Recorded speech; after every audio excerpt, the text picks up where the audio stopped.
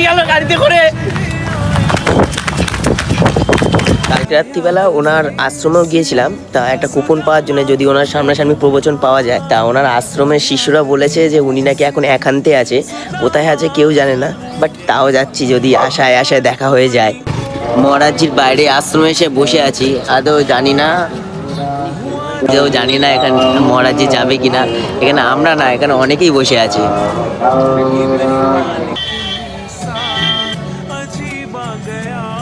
গেল গাড়িতে করে।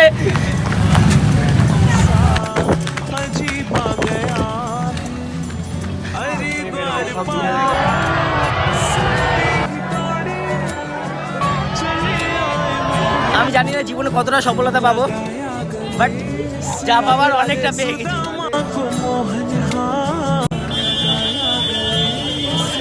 হয়তো আমরা এবার চলে যাবো বৃন্দাবনে মাটি ছেড়ে, বাট আবার কবে আসবো জানি না, বাট আমার আশা সার্থক হয়েছে। আমার মুখে কথা বেরোচ্ছে না ঠিক।